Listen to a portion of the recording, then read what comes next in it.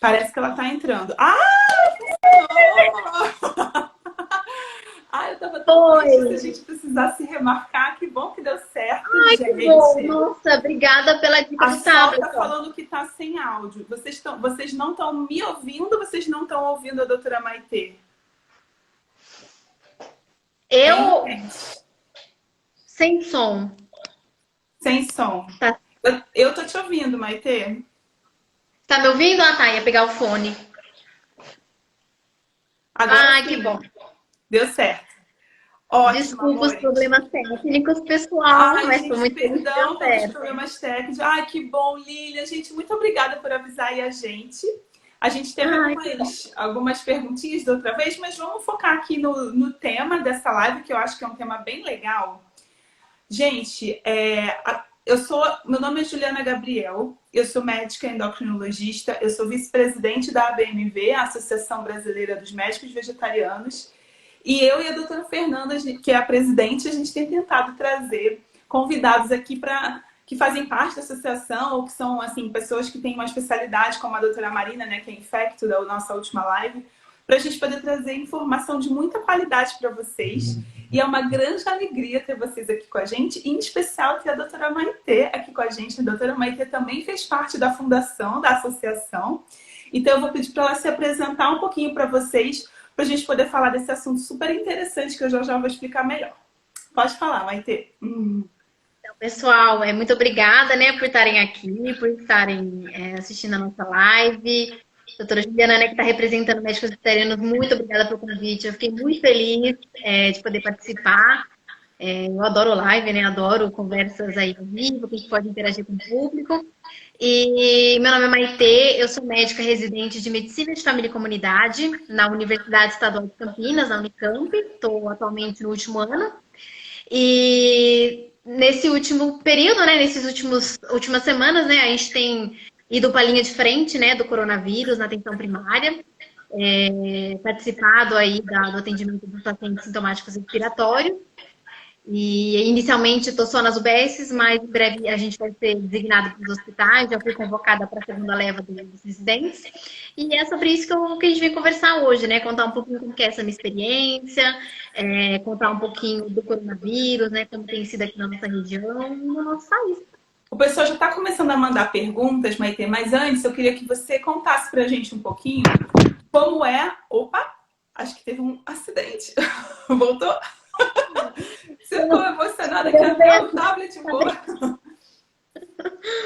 Gente, vamos lá. Então, conta pra gente um pouquinho, primeiro, né? O que você tem visto? Então, se você tem visto aumentar o número de casos, como que tá a gravidade dos casos, né? Do ponto de vista técnico.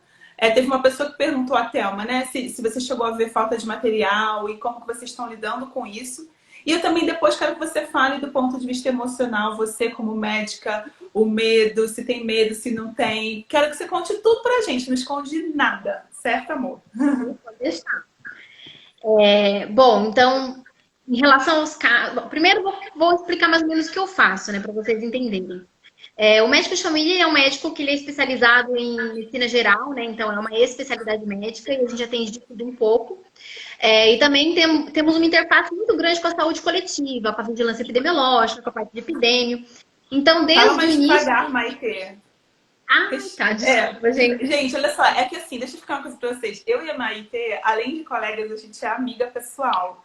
Então, assim, intimidade é um caminho sem volta, porque eu acabei de dar um saquinho de vírgula pra ela, porque eu conheço ela, entendeu? Eu E preciso, sou muito. ela tá tão ansiosa de querer passar tanta informação pra vocês que daí ela engata a quinta marcha e vai embora, né? Então, respira, tá tudo bem, vai dar tudo certo.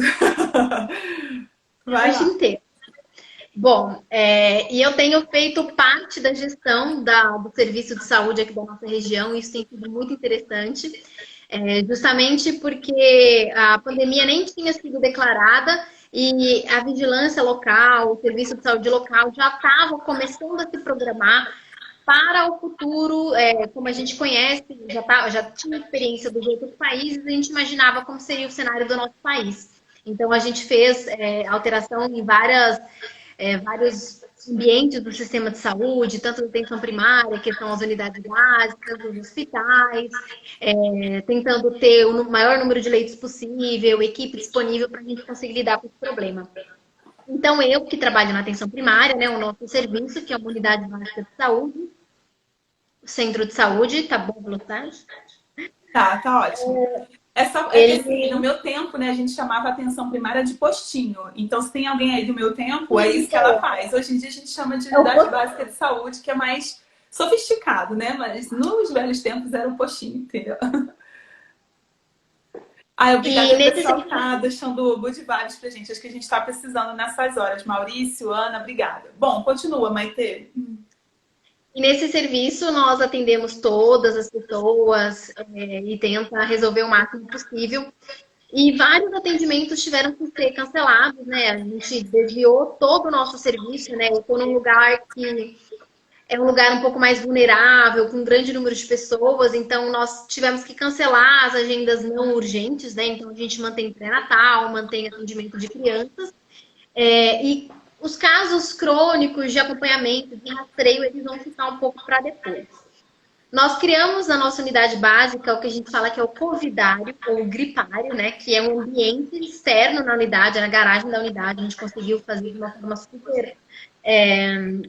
ficou muito bom, né? Em que a gente tem uma mesa com os equipamentos médicos que a gente precisa, tem uma equipe paramentada, geralmente é um profissional, se o fluxo aumentar, vão ser 2 profissionais paramentados completamente. E paramentação... Paramentado, Maitê, é luva, aquele jaleco descartável, máscara, tudo isso, até para os olhos também? Óculos de proteção, a máscara cirúrgica, né? Porque a gente não vai manipular as vias aéreas na triagem, né? Que eu vou explicar como é a triagem.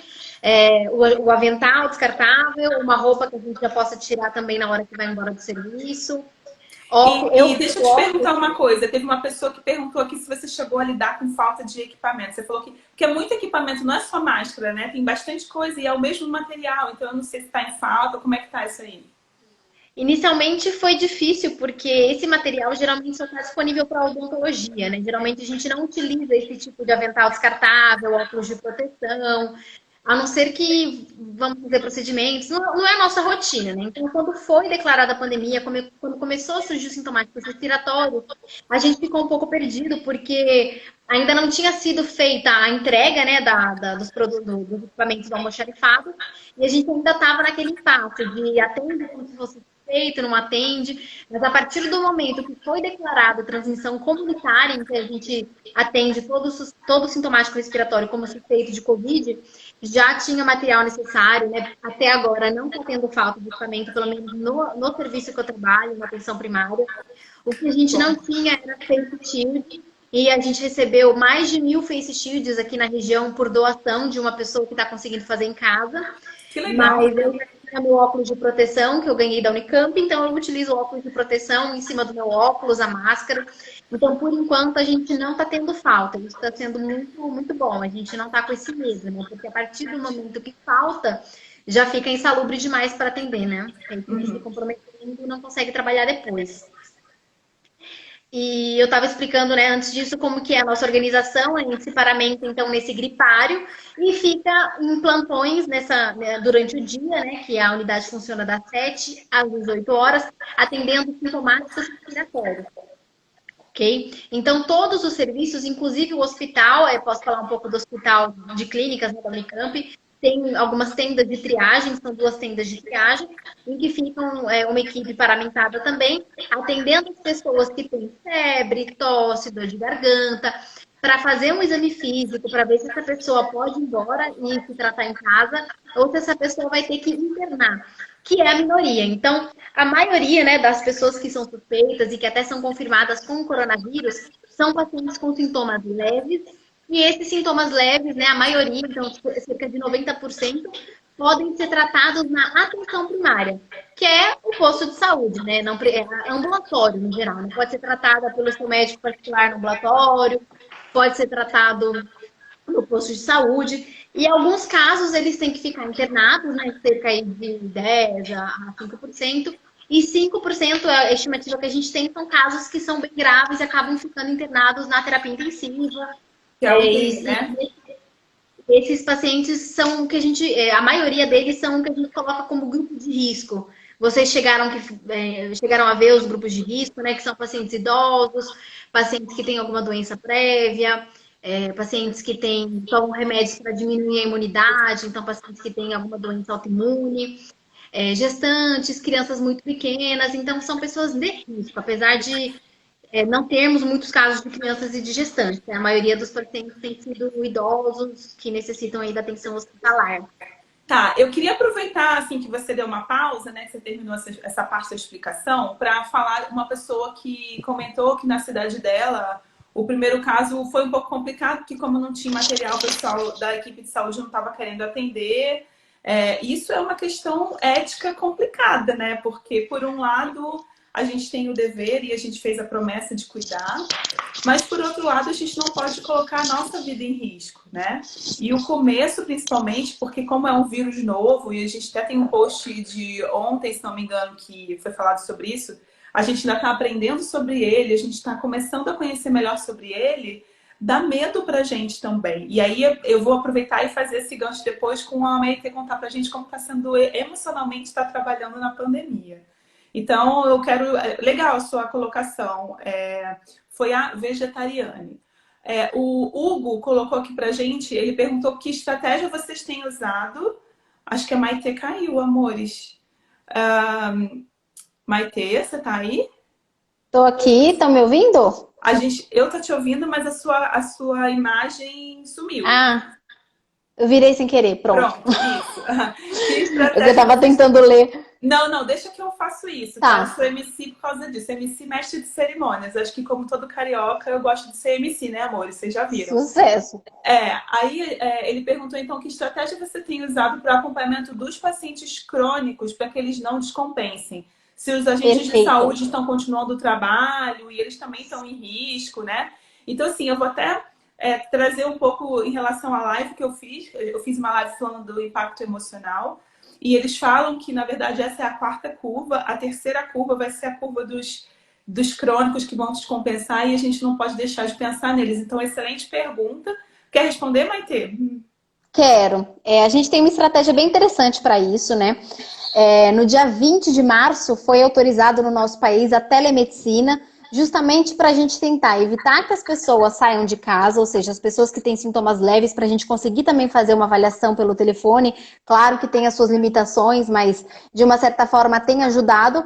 E os pacientes crônicos, que a gente já conhece, que a gente já acompanha, e inclusive os pacientes que estavam agendados, nós estamos ligando para ele, entrando em contato com esses pacientes, para ver como que eles estão.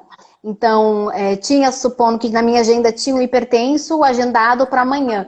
Então, amanhã nós temos uma parte da equipe fica atendendo no gripário, uma parte fica na telemedicina e uma parte fica atendendo as outras queixas, porque vem gestantes com sangramento, crianças com diarreia, chega os outros problemas ainda agudos, né?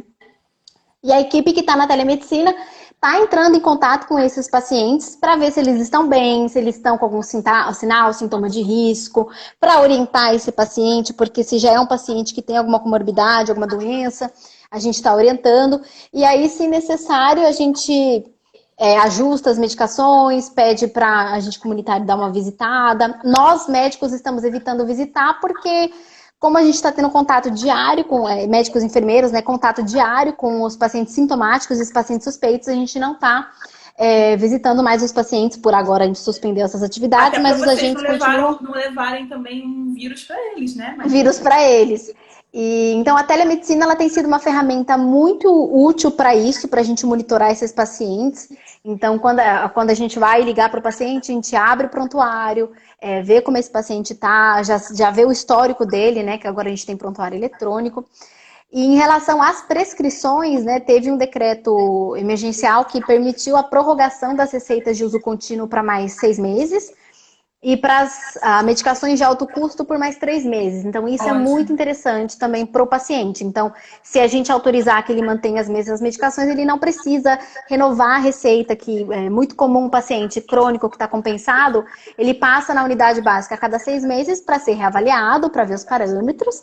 E para renovar a receita, basicamente, né? Inclusive teve uma pessoa que perguntou como que a gente faz para os pacientes que precisam de medicamentos com receita. É isso, já saiu essa portaria aí que está aumentando a validade. Então, por enquanto, eles não precisam ir renovar. Isso. Maite, tiveram algumas pessoas que perguntaram na hora que estava falando dos grupos de risco.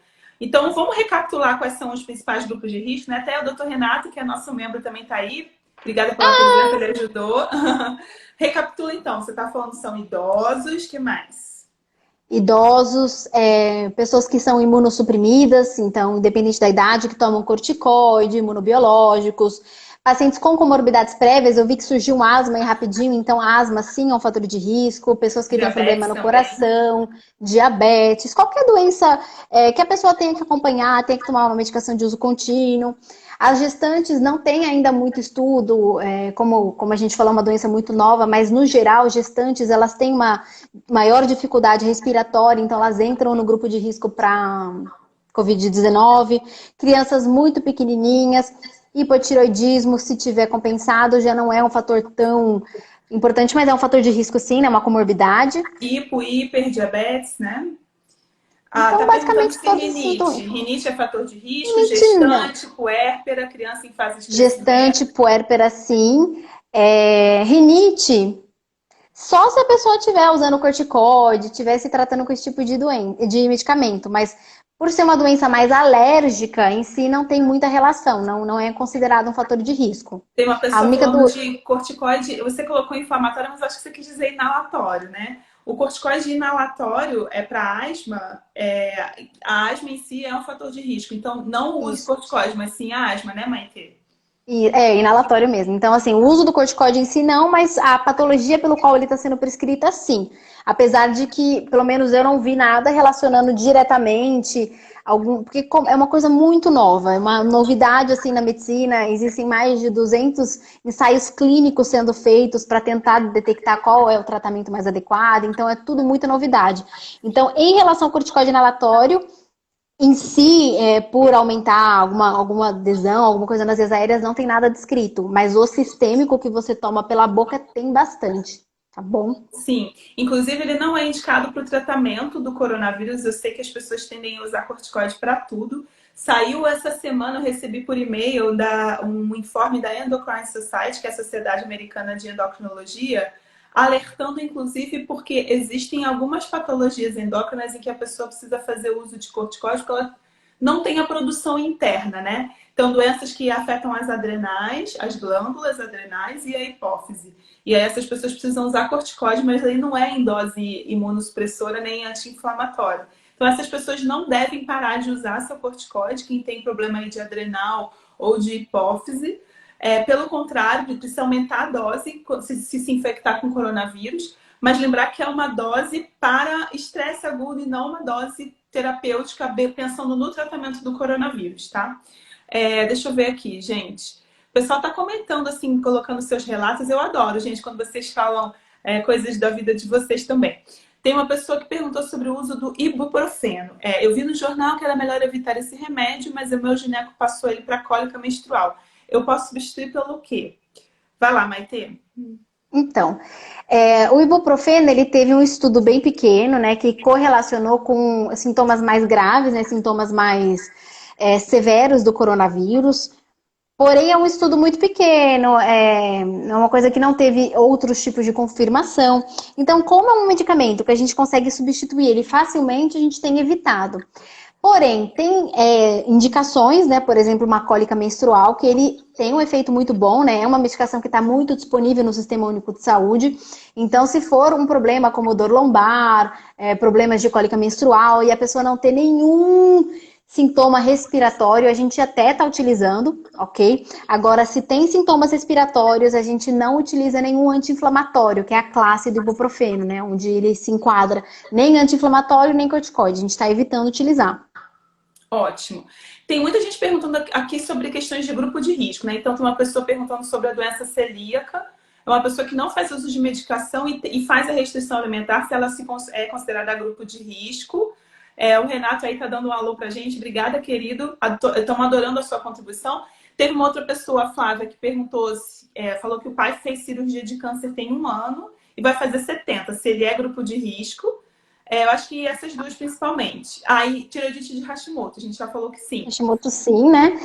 A doença celíaca, ela é uma doença considerada autoimune, né? Então, apesar de estar com o controle adequado da dieta, não sabemos, não temos evidência como que é a relação dela diretamente com o coronavírus, né?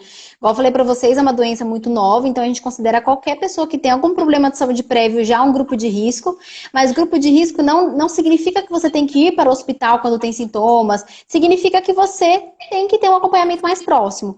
Então, se você é atendido pela equipe de saúde da família, né, no teu posto de saúde, qualquer comorbidade prévia, a gente liga em 24 horas. A gente reavalia esse paciente via telefone, via telemedicina, todos os dias. Agora, se é um paciente que não tem nenhuma comorbidade, a gente consegue reavaliar em 48 horas. É isso que muda.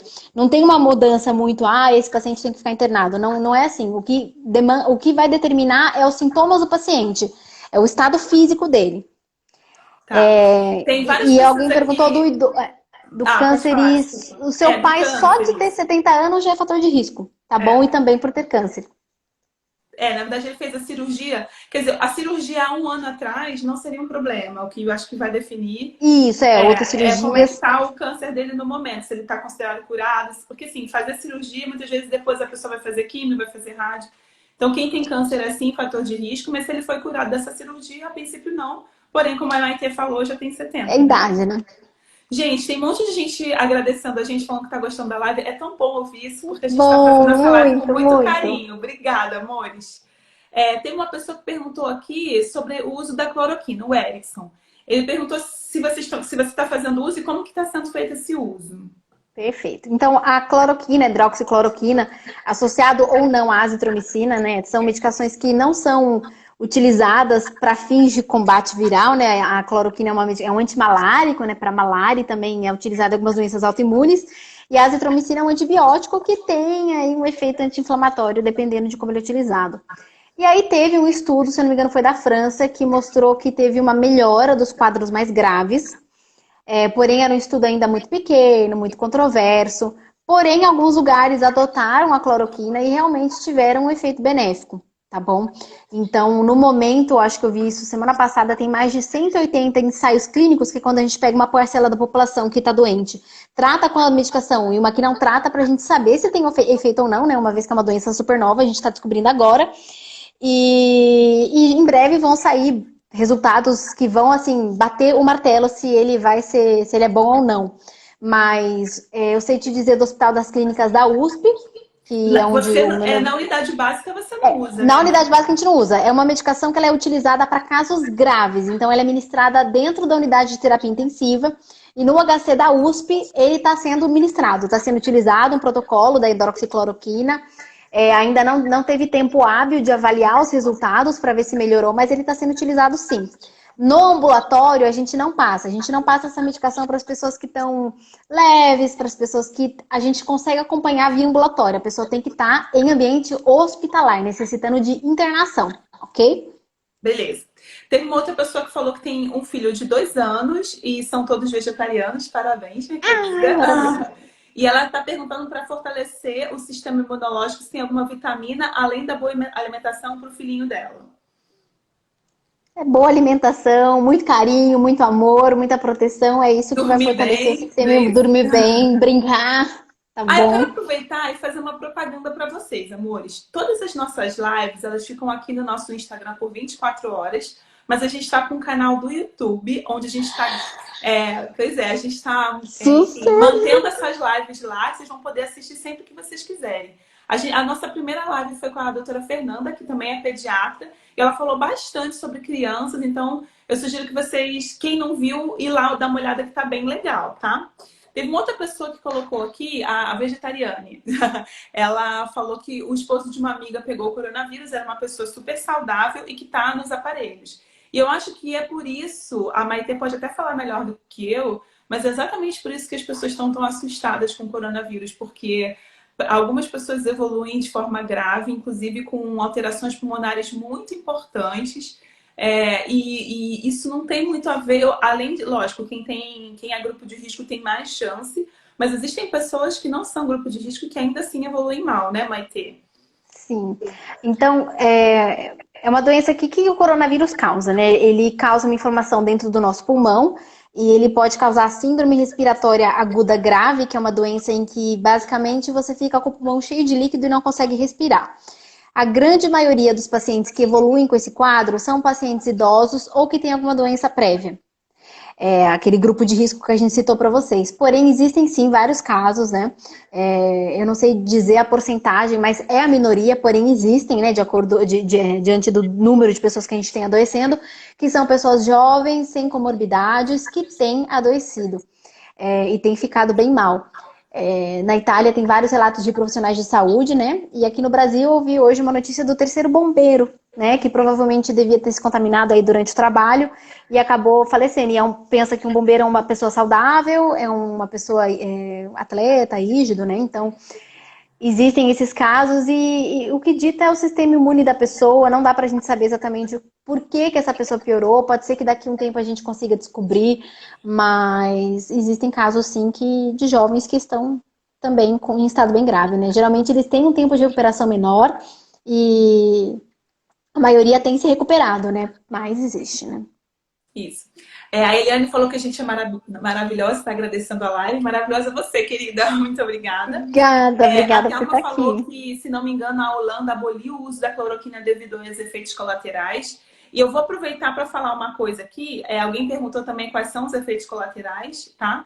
Mas eu vou aproveitar para falar uma coisa aqui que é o seguinte, gente. O grande problema é que quando esse estudo foi colocado na mídia, tudo que vai para a mídia, as pessoas ficam desesperadas. E teve um monte de gente usando sem indicação. Teve um monte de gente usando de forma errada. Então, é claro que os efeitos colaterais vão aparecer mais, né? E aí, toda vez que a gente vai usar um medicamento, esse medicamento ele tem que ser pesado, risco e benefício. Então, se é uma pessoa que está grave por causa do coronavírus, o benefício provavelmente vai ser maior do que o risco, certo? Mas se é uma pessoa que não tá com sintomas leves ou que está assintomático, teve gente até assintomático que tomou cloroquina. Não sei se você chegou a ler reportagens sobre isso, Maitê.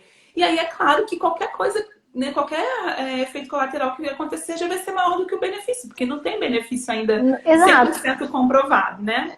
E E aí as o pessoas, pessoal inclusive, acabaram com o estoque, né, de cloroquina quando saiu na mídia. Tem algumas pessoas, então, perguntando quais são os efeitos colaterais. Teve uma pessoa, Árvore da Vidas, de São Luís, perguntou se 61 é idoso. E vamos lá, responde essas duas. E teve um óbito também, o doutor Renato está falando aqui. Fala, Maitê, o que você acha sobre isso? A cloroquina, a doutora já explicou tudo, gente. É isso. Se você não tem, mesmo que você tenha as indicações, pode ser que você tenha efeitos adversos, mas isso vai ser explicado. Igual o doutor Renato falou, teve óbito por insuficiência hepática, que é um dos efeitos colaterais da hidroxicloroquina, que ela é metabolizada no fígado, né? Então ela é hepatotóxica, que é o que a gente fala. Também pode dar dor de cabeça, náusea, enjoo, pode dar reação na pele, né? Que é farmacodermia, que é o que a gente fala, que pode ser até muito grave.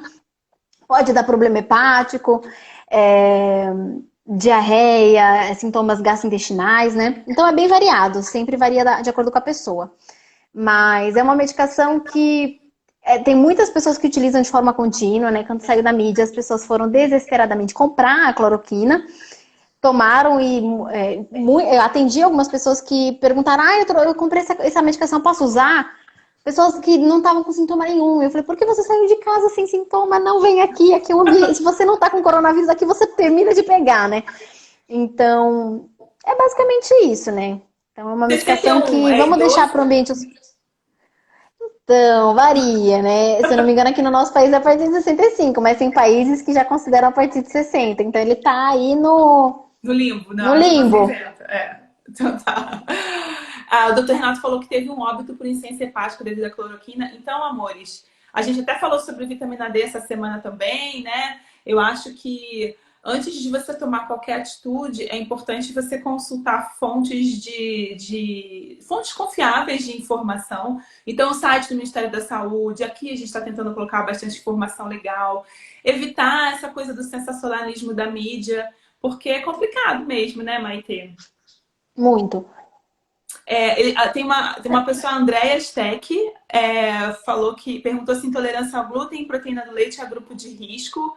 A gente falou sobre a doença celíaca e E aí, você quer responder? Pode responder. Intolerância depende muito do grau, né? Se a pessoa já for considerada celíaca, que a gente tem aqui a elevação dos marcadores, já é um problema que a gente tem que ficar mais atento.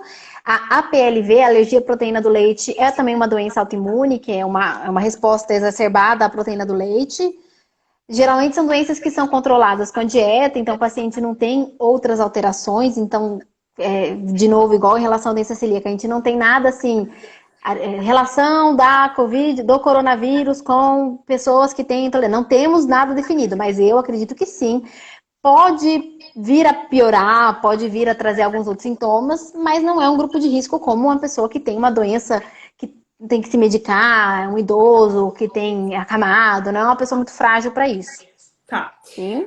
Tem algumas outras perguntas aqui, mas antes da gente dar continuidade aí a responder as perguntas, meus amores, eu queria, para a gente não deixar de ter essa resposta, eu queria que você contasse pra gente como está sendo psicologicamente e emocionalmente para você estar na linha de frente. E pode contar também dos relatos dos seus colegas, do pessoal dos enfermeiros, né, que estava trabalhando com você. Vou me abrir aqui, viu, gente? Mas eu, desde que comecei a minha residência, né, desde que comecei a lidar com população muito vulnerável, comecei a lidar com, basicamente, pessoas que vi desnutrição, vi coisas assim que mexeram muito comigo, né? De lidar com pacientes que não tinham muitas condições. Isso mexeu um pouco comigo e eu comecei a fazer psicólogo já desde o início da residência, porque eu gostaria muito que todo mundo pudesse ter seu psicólogo, né? Então ajuda muito, porque eu me envolvia muito com os meus pacientes e estava me fazendo muito mal. E também toda mudança, né? Muda de cidade, muda de tudo. Então eu já tenho esse tipo de acompanhamento. Mas, de fato, com o surgimento do coronavírus, eu comecei a ficar muito ansiosa. Eu já sou uma pessoa naturalmente ansiosa, já falo rápido, já perceberam. E, a princípio, eu fiquei muito ansiosa, principalmente no início. A incerteza de para onde eu vou ser designada, como que vai funcionar o serviço, qual é o número de pacientes que eu vou esperar. Realmente, graças ao isolamento e várias outras medidas, a gente está tendo um atendimento bom, não está sendo aquela loucura, a gente está conseguindo ter um fluxo leve para moderado, mas a gente não sabia que ia ser assim, a gente imaginava que poderia ser muito pior. Então, essa incerteza, antes de realmente começar, mexeu muito comigo, a ponto de ficar com insônia, de ficar muito ansiosa, tomando assim chás assim para ficar um pouquinho mais calma, tentando meditar bastante para melhorar. Eu sempre tive, né, contato com pessoas maravilhosas tipo a Juliana que me ajudam, que dão essas dicas, que são pessoas que eu me inspiro muito, sei que tem esse caminho de busca pelo autoconhecimento, então já aprendi muito com ela, inclusive já fiz vários cursos dela. Então isso me ajuda, a gestão do estresse foi maravilhoso. Então eu consigo detectar que eu tô mais ansiosa, né? Assim como todos os meus colegas, né? Tem pessoas que estão, inclusive, piores do que eu. Mas é um momento que mexe muito com a gente, por quê? A gente não pode adoecer, a gente tem medo de adoecer. E no início, 4 residentes já ficaram afastados por sintomas. Então, isso sobrecarrega um pouco quem fica. Isso deixa a gente ainda mais preocupado que a gente não pode adoecer. Além de tudo, tem pessoas que têm crianças em casa, tem pessoas que têm família. Eu não tenho ainda, mas imagina a preocupação de quem tem, de não querer contaminar os familiares. O medo do serviço mudar completamente. Então, é um momento de muita incerteza. Então, sim, eu fiquei muito ansiosa. Porém, à medida que eu fui também adquirindo mais conhecimento a respeito do coronavírus, dentro do meu campo de atuação, à medida que eu fui sentindo realmente como que era trabalhar na linha de frente, eu comecei a ficar um pouco mais aliviada.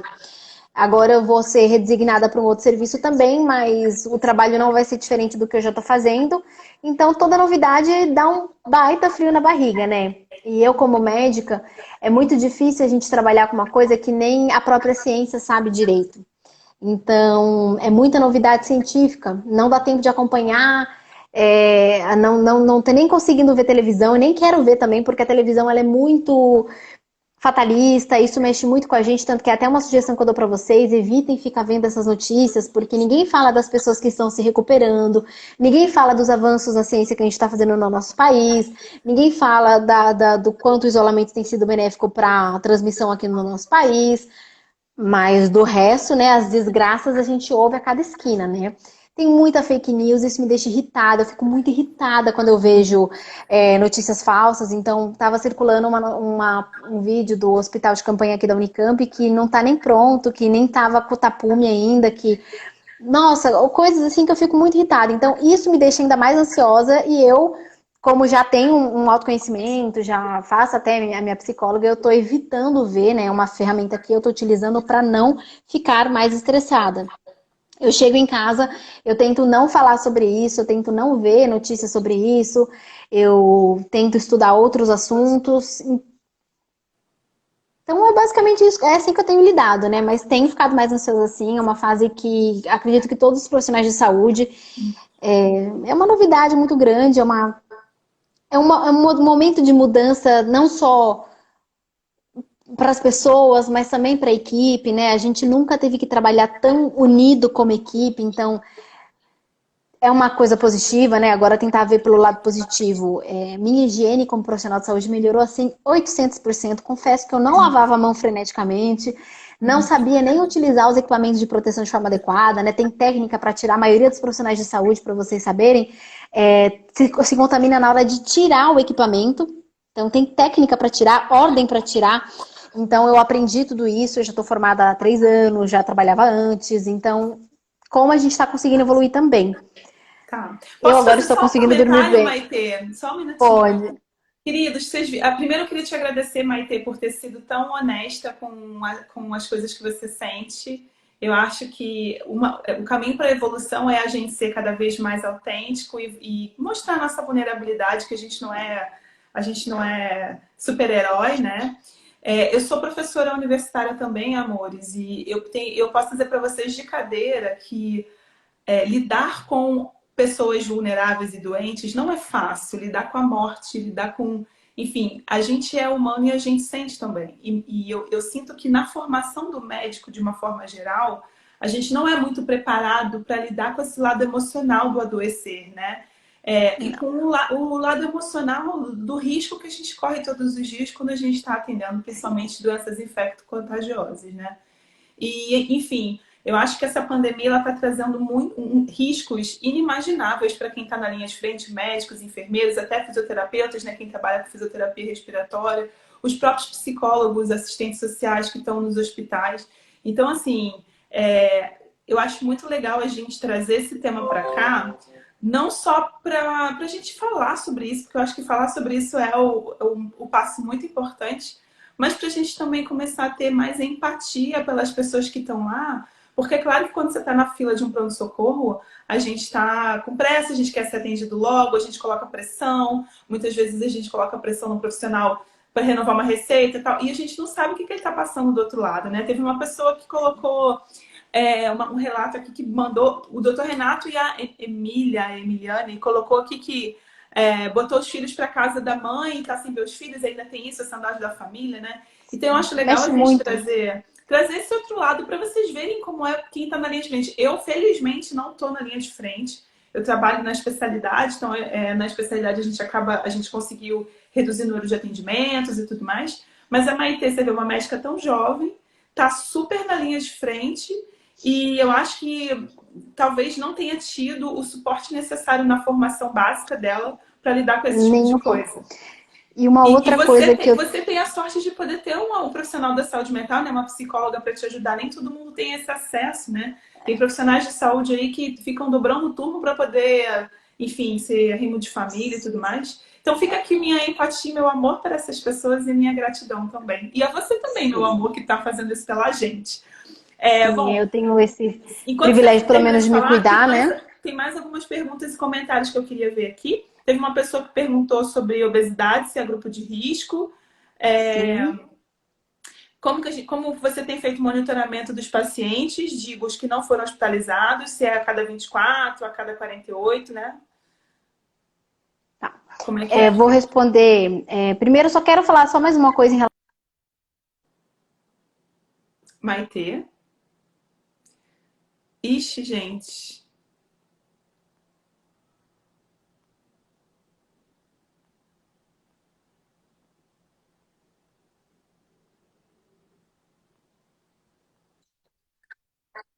Maitê, eu acho que a sua... Eu não sei se foi a minha ou a sua, mas deu uma travada. Você Tá, pode então vou repetir, por voltar. favor? Posso. Isso. Eu tô falando um pouco mais da nossa saúde mental, né? Principalmente depois de ver que tem profissionais de saúde sendo agredidos no caminho do trabalho, porque eles são transmissores da doença, tem profissionais... Hoje fiquei muito triste de ver um médico que foi agredido, inclusive a pessoa arrancou a máscara do profissional porque ele colocou no atestado de óbito a suspeita de coronavírus. Então, era um paciente que faleceu por insuficiência respiratória e diante da pandemia e diante do que está acontecendo, é a nossa obrigação, né, colocar o que a gente acredita, né, o que a gente acha que levou a essa morte. Então, é muito triste de ver que tem profissionais sofrendo tanto e eu tenho esse medo também. Já chegou paciente super hostis no lugar que eu trabalho, falando, aconteceu tal coisa, eu quero que venha a minha... Mas, senhora, a gente está evitando fazer esse tipo de procedimento agora. Então, assim, é difícil. Infelizmente, a gente tem tido uma polaridade aí nas notícias, na gestão do nosso país, que leva a uma polaridade de informações e a gente está num momento de intolerância muito grande às opiniões dos outros, né? Então, é muito triste isso e eu tenho esse medo, sim.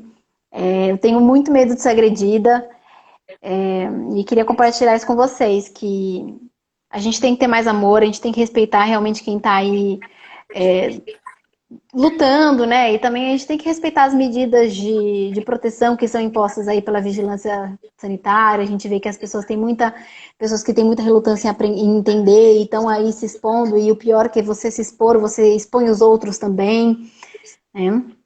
Então, queria só falar sobre isso. A outra pergunta foi do monitoramento, né? O monitoramento está sendo feito de uma forma muito interessante também, através da telemedicina. Então, a gente atende com uma ficha, né? Depois passa esse paciente para o SUS e notifica, né? E tem uma outra ficha que vai ficar com os técnicos de enfermagem, então, que fazem a ligação dos pacientes, sendo 24 horas ou 48 horas. E se o paciente apresenta sinais e sintomas de piora dos sintomas que ele iniciou, ou apresenta algum sinal, sintoma de risco, a gente orienta que ele retorna, e se for muito grave, a gente orienta que ele vá para o hospital. Já tivemos casos de pacientes que tivemos que encaminhar para o hospital. E nas unidades básicas de saúde, né, que fica no bairro das pessoas, que a gente tem várias distribuídas pelo nosso país, em Campinas tem 63, a gente recebeu recentemente material de via aérea avançada, né, se for necessário fazer intubação em pacientes que são muito graves, enquanto a gente espera o transporte para o hospital. Porém, ainda não precisamos, eu espero não fazer isso, porque a gente está num dilema de se faz ou não, porque expõe o lugar todo, né, a uma maior quantidade de vírus. Então, não é uma equipe que está muito treinada para isso, não está muito acostumada a fazer isso. Então, só para falar que a gente tem também suporte para algumas emergências. O pessoal está super sendo solidário com essa questão da agressão. O doutor Renato já respondeu a pergunta da obesidade, que pode ser considerado fator de risco, né, dependendo até de comorbidades e complicações. O pessoal perguntou se você está conseguindo dormir, muita gente dando parabéns pra gente, agradecendo. Tá conseguindo dormir, Maitê? Eu tô até sem olheira, gente, milagre, mas é porque era fim de semana, né? Mas eu consigo dormir porque, assim, eu me policio muito pra me cuidar. Eu sou uma pessoa que, se eu não durmo bem, eu fico com o sistema imune. É uma coisa que, assim, sono interfere diretamente no meu sistema imune, então eu fico mais propensa a ficar doente, sempre fico. Esse período, geralmente, eu tenho rinite, eu geralmente fico mais sintomática, então eu não posso ficar agora, então eu tô me cuidando muito. Comendo de forma adequada, se eu como mal também, eu também fico doente mais facilmente. Então é difícil dormir porque eu realmente deito na cama, eu me policio para deitar num horário mais cedo, mas eu fico com a cabeça a mil até conseguir pegar no sono. Tem sido um pouco mais difícil, mas eu estou tentando manter, porque senão eu sei que eu vou ficar doente, eu sei que eu não vou conseguir fazer o meu trabalho, e eu sei o quão importante eu estou sendo nesse momento, né? Eu sei que, eu acho que eu nunca fui tão importante realmente como profissional. Então eu quero me cuidar para que eu consiga ficar bem e cuidar dos outros, né? Ah, lindona. Bom, olha o Kita. Tiveram vários colegas aqui, médicos e enfermeiros, que colocaram relatos também, que estão passando pela mesma coisa. E que bom que a gente está junto nessa, a gente está podendo conversar sobre isso. Obrigada pelos comentários de vocês. Teve uma pessoa que perguntou se você está usando corticoide nasal. É isso? Não, mas eu já tive que usar, mas no momento eu não estou usando, estou super bem compensadinha. Ariana, já respondemos essa parte da cloroquina, só alguns centros no Brasil, não no lugar onde ela está trabalhando. Isso, só em hospitais. Isso. Amores, vocês querem deixar mais alguma pergunta? Porque já já a gente vai encerrar essa live para a gente finalizar aqui. Ah, teve uma pessoa que colocou, Aline, vocês acham que os investimentos no SUS serão temporários ou ficarão como legado do corona? E a Tatiana, nossa amiga também, Ah, Tati, Tatiana, linda. mandou você tomar chá de camomila para tentar dormir melhor. Eu tomo. Tomo chá de camomila, melissa. Eu sou uma pessoa que, ainda bem, né? Eu sempre respondo muito bem à fitoterapia, então eu tomo chá e dá um Eu também soninho. adoro o chazinho, gente, sou fã. Em André relação falou que aos investimentos do SUS, isso. acho que é importante a gente falar, né? O SUS, acho que nunca, antes do nosso país, a gente nunca deu tanto valor ao SUS, né? A gente vê como o SUS é importante. A vigilância, para vocês saberem, é um órgão do SUS, então a vigilância, ela tem que funcionar para que as coisas deem certo, né? É uma coisa incrível. Eu acho, já vi uma perguntinha subindo na telemedicina, eu acho que a telemedicina vai ser um legado que vai ficar. Tem Uso de doenças. máscara também, você acha que é um legado que vai ficar? Só para sintomáticos respiratórios, né? Acho que a gente vai ter mais acesso, vai aprender a utilizar de forma melhor. Mas em relação ao legado do SUS, que eu digo construção de hospitais de campanha, eu acho que essas coisas vão ser desfeitas, mas assim, o que vai ficar de legado é a nossa reação a um problema tão grave como esse, que infelizmente vão vir outros, né? A gente sabe que não é a última, e pode ser que a próxima venha a ser mais grave, mas o nosso país está de parabéns pela forma que ele está reagindo, a forma do isolamento, como tem sido eficaz, né? Infelizmente está sendo afrouxado em alguns lugares, mas tem sido eficaz sim. O SUS respondeu de uma forma muito rápida, gente. Construíram hospitais em semanas, o Hospital do Pacaembu de campanha, o Hospital de campanha aqui da Unicamp, o Hospital de campanha do AMB. Então, todos esses hospitais mostram como a gente é forte para reagir quando precisar de novo. E fora que as equipes estão aprendendo muito com isso, né? Aprender a gestão mesmo de uma crise tão grande como essa. Eu faço parte do comitê de crise do lugar que eu tô e a gente nunca teve que se reunir para ver como lidar com essas... como que a gente fala? Com essas coisas novas que a gente não planeja. Ai, meu Deus, como é que fala? A gente entendeu, senão eu não vi a palavra. Então isso está sendo o principal legado. Eu acho que o investimento do SUS está sendo interessante, talvez fique como legado, como é importante investir nele, né? Que ultimamente ele tem sido deixado de lado. Vou puxar a brasa e da acho... pesquisa nacional também, né? Porque recentemente a gente Exato, teve grandes gente. cortes na Olha que pesquisa. E agora a gente está vendo quão importante é ter pesquisa, Exato. né? E ter pesquisa nacional para que a gente possa desenvolver tecnologias e opções até de mais baixo custo para a gente, né? E deixa eu só falar, gente, Juliana, ela é pesquisadora também, ela fez doutorado, pós-doutorado, ela é um exemplo para mim, igual eu falei para vocês, e ela até foi estudar algum período fora, né, porque realmente no Brasil é muito difícil você fazer pesquisa, porém, mesmo assim, com pouco investimento, o Brasil conseguiu criar teste rápido, foi criado na Unicamp, conseguiu criar uma nova tecnologia para fazer respiradores, então o nosso país tem um potencial enorme de desenvolvimento, ele só precisa de estímulo. Então, eu espero que isso aconteça, né? Que fique como legado. Teve um monte de gente agradecendo a gente, amores, muito obrigada, a gente recebeu todo esse carinho. Eu quero falar do comentário aqui da Kátia, ela é psicóloga e ela fala que teve um aumento no número de pacientes com ansiedade e pânico e que tem muitos psicólogos oferecendo ajuda, dando orientação, né, gratuita para a população. Realmente a gente tem visto isso e é muito importante. Então, se vocês virem, né, ajudem a divulgar quem está oferecendo ajuda, porque realmente tem muita gente precisando nesse momento. Deixa eu ver aqui.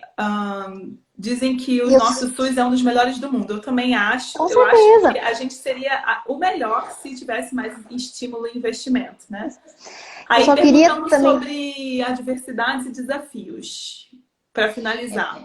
Só complementando a parte da saúde mental que a psicóloga citou, né? Além do aumento de ansiedade, de depressão, a gente está tendo um aumento muito grande desses problemas de saúde mental, não só por conta da doença, não só por conta do que está acontecendo, mas também porque a contenção da doença tem alguns efeitos colaterais, né? Então, tem muitas pessoas que estão indo à falência por conta do isolamento, que não está conseguindo vender seus produtos.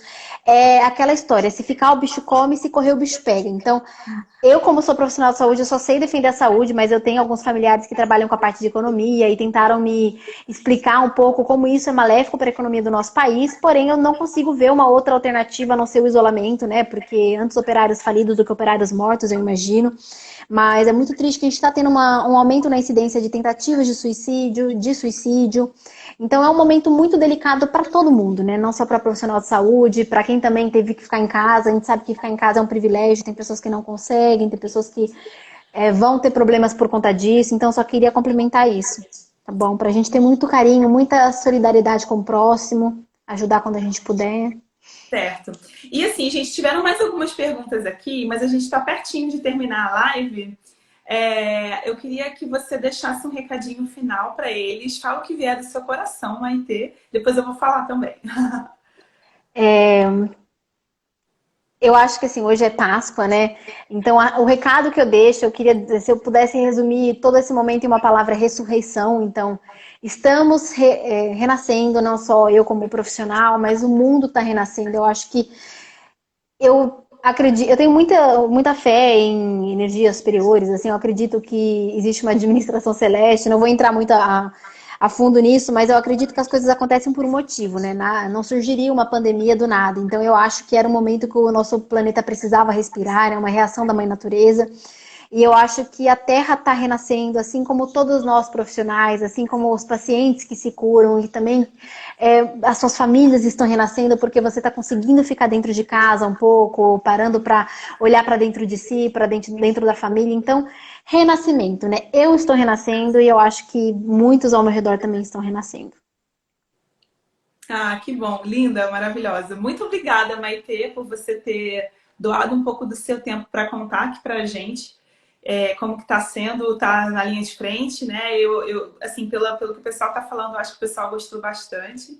O que eu queria deixar de mensagem final para vocês, meus amores, é que eu, Juliana, a pessoa, não a médica, eu acredito que na verdade, o que mais faz a gente ter saúde, e saúde não só no sentido de ausência de doença, mas no sentido de saúde como sociedade, como país, né? É a empatia. E eu acredito que se a gente aproveitar esse momento para realmente colocar em prática, não aprender o que é, porque todo mundo sabe o que é empatia, é você se colocar no lugar do outro, né? E tentar olhar o mundo pelos olhos do outro. Então, se a gente começa a exercitar a empatia nesse momento, a gente realmente vai dar um salto em evolução como ser humano, como sociedade, como nação, né? E a gente vai conseguir aguentar ficar em casa, a gente vai conseguir aguentar a crise econômica que vai vir, a gente vai conseguir aguentar, de repente, o marido, a esposa, o filho, a mãe, tendo uma questão emocional mais forte, você vai estar ali firme para segurar, porque você vai entender o que a outra pessoa está passando. Você vai ficar em casa mesmo sabendo que você tem que sair para trabalhar e que você está bem, não está sentindo nada. Então, eu acho que se a gente puder deixar como legado a empatia, a gente tem um futuro legal pela frente, a gente vai aprender muito com isso. Eu espero, então, que vocês tenham gostado dessa live. A gente vai deixar salva aqui. Como eu falei para vocês, ela vai para o nosso canal do YouTube depois. Eu queria muito agradecer a participação de todos vocês, todos que comentaram, colegas, e, enfim, foi muito maravilhoso. Principalmente muito obrigada. A participação da Maitê, maravilhosa, de estar aqui com a gente nesse domingão à noite. Obrigada, querida. Quer falar só o finalzinho, o tchauzinho final? Não é isso, muito obrigada. É muito gratificante ver que as pessoas estão aqui com a gente, estão vendo um pouquinho aí da nossa experiência. Então, muito obrigada a todos aí num dia especial, né, que poderiam estar com as suas famílias assistindo a nossa live. Espero que vocês possam passar essa mensagem mais para frente, né, para as pessoas ao redor de vocês, para que a gente sempre se torne uma comunidade mais forte, né? Então, é isso. É isso, vamos juntos e conectados, certo, meus amores? Então, ó, vou encerrar a live agora. Ela vai ficar salva 24 horas aqui no nosso perfil e em breve vai para o nosso canal do YouTube. Obrigada a todo mundo aí que deixou mensagens positivas. A gente adorou ter todos vocês aqui com a gente. E a gente se vê na próxima live, queridos. Muito obrigada. Obrigada, gente. Para vocês. Tchau, tchau, meus amores. Aí fica igual o namorado, né? Que não quer desligar. Você. Não, desliga você. A gente tá apaixonado por você, a gente não quer desligar. Mas eu vou encerrar aqui, tá bom, meus amores? Não, e que isso passe logo pra gente se ver pessoalmente. É isso aí. Um beijo, gente. Tchau, tchau. Boa noite.